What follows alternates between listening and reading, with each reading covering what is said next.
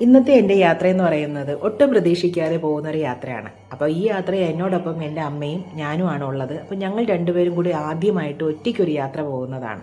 അപ്പോൾ അമ്മയുടെ ഏറെ നാളത്തെ ഒരു ആഗ്രഹമായിരുന്നു. അപ്പോൾ അതങ്ങ് സാധിച്ചു കൊടുക്കാമെന്ന് കരുതി. അപ്പോൾ എങ്ങോട്ടാണ് യാത്ര എന്നുള്ളത് വഴിയെ പറയാം. അതുമാത്രമല്ല, ഇന്നത്തെ ഈ ഒരു ദിവസത്തിന് വേറൊരു പ്രത്യേകതയും കൂടി ഉണ്ടായിരുന്നു. മോൻ 10th എക്സാം എഴുതിയിട്ട് നിന്ന ഒരു സമയമായിരുന്നു. അപ്പോൾ റിസൾട്ട് വന്നത് ഇന്നായിരുന്നു. ആ സമയം ഞാൻ വീട്ടിലില്ലായിരുന്നു. സത്യം പറഞ്ഞു കഴിഞ്ഞാൽ അവൻ 82% മാർക്കോട് കൂടി അവൻ ജയിച്ചു. അതുതന്നെ എനിക്ക് ഏറ്റവും എൻ്റെ ഭഗവാൻ തന്ന ഒരു അനുഗ്രഹമായിട്ടാണ് ഞാൻ കാണുന്നത്. കാരണം അവൻ പഠിക്കാൻ ഭയങ്കര മടിയനായിരുന്നു. ഞാൻ കാണുന്ന ടൈമിലൊന്നും അവൻ പഠിക്കാറില്ലായിരുന്നു. പിന്നെ ആൺകുട്ടികൾ പൊതുവെ അങ്ങനെയാണെന്നാണ് പറയാറുള്ളത്. പക്ഷേ എനിക്ക് ടെൻഷൻ ഉണ്ടായിരുന്നു, അവനും ഉണ്ടായിരുന്നു. പക്ഷേ 82% മാർക്കോട് കൂടി അവൻ ജയിച്ചു. പിന്നെ ഞങ്ങളുടെ ഈ ഒരു യാത്രയെന്ന് പറയുന്നത് ഗുരുവായൂരിലേക്കുള്ള യാത്രയാണ്. അപ്പോൾ ഞങ്ങൾ പെട്ടെന്ന് തീരുമാനിച്ചതുകൊണ്ട് തന്നെ ഞങ്ങൾ ചെന്നൈ മെയിൽ എക്സ്പ്രസ്സിൽ വന്നു. നേരെ തൃശ്ശൂർ വന്നിറങ്ങി അവിടെ നിന്ന് നേരെ നമ്മൾ ഗുരുവായൂരിലേക്ക് പോവുകയാണ് ചെയ്യുന്നത്.